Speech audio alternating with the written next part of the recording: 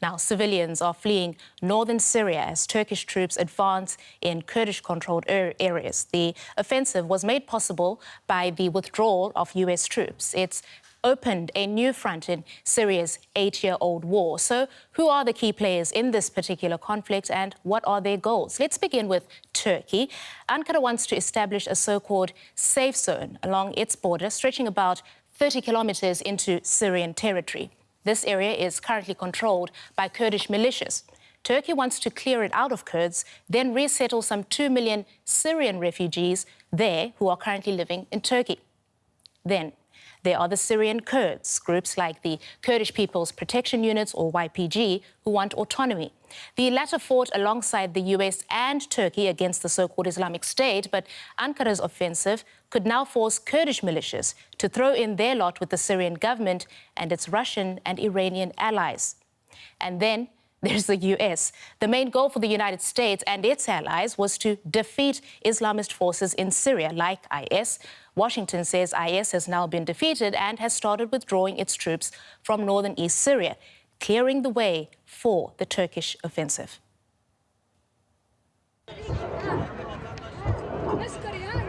Artillery and aerial bombing light up the sky as Turkish troops continue their offensive in northeast Syria.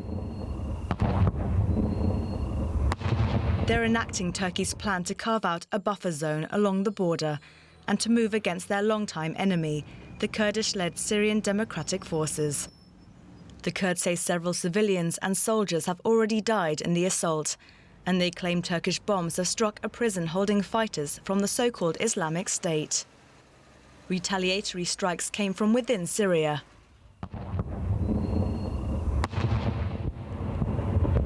Some hitting homes on the Turkish side of the border. Turkish President Recep Tayyip Erdogan oversaw the start of what he calls Operation Peace Spring. It's an offensive made possible by Washington's decision to clear the way by withdrawing US troops. We were put into this battle, interjected. It was supposed to be a 30-day period, and we've been there for many, many years. And it's time to get out. We're speaking to both sides. We've told President Erdogan how we feel, but we are speaking to both sides and we're seeing what can be made out of a situation. Both the US and Turkey belong to NATO. It's urging caution.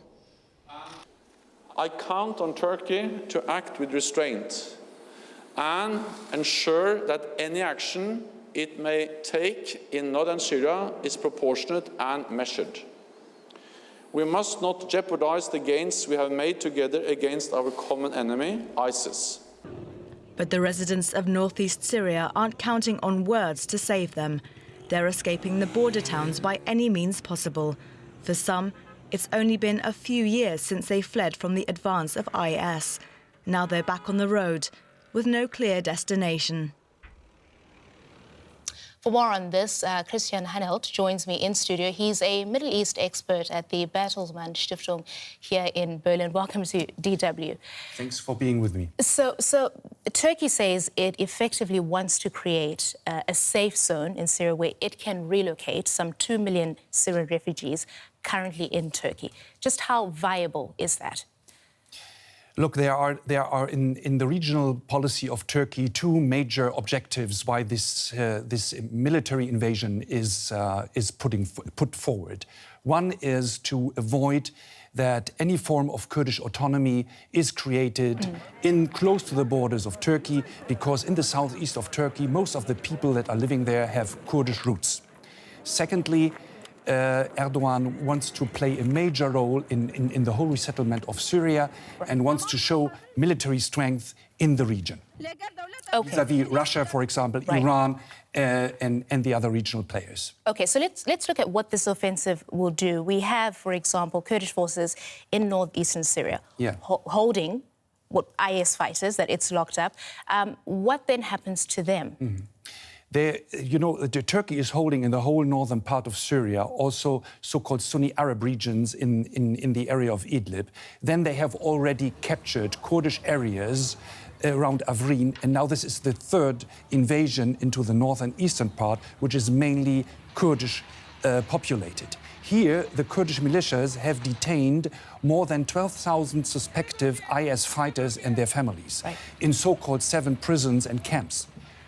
This is a big uncertainty, Christine. Nobody knows what's going to happen with them, if they can flee, or if a reshape of the IS terrorism can raise again. The problem is that this invasion, in this respect, creates a lot of uncertainties vis-à-vis the IS fighters and their families on the one hand, but also refugees in the total on the other. Because the main objective of Erdogan in this invasion is to reshuffle the demography of the region. That means to settle Sunni Arabs, which are already refugees in southeastern Turkey, in a Kurdish-populated area in northeastern Syria. Okay, so the EU has come out criticizing Turkey. In fact, we've heard voices cautioning restraint. But how much sway does the EU have here? The EU has launched this morning a joint declaration which is criticizing harshly the Turkish invasion, saying it's creating a lot of uncertainties and instabilities already in Syria and in a region which is so volatile. There is no talk about sanctions or other practical measures against Turkey. We need to know the EU and Turkey is a very fragile relationship. On the one hand, Turkey is a member of NATO. Turkey is a accession candidate of the EU. Turkey needs the EU very much. Turkey under Erdogan is now in a very heavy financial and economic crisis. There is a lot of inflation, a lot of criticism. The power is shifting away from Erdogan's party, so he's in big concern, and he tries to mobilize now all national and military forces to show strength in order to push away the attention from the socio-economic situation to a more national thing where he can count on more support within the population. All right. Interesting dynamics there. Christian Hanelt from the Bertelsmann Stiftung here in Berlin. Thank you. It was a pleasure.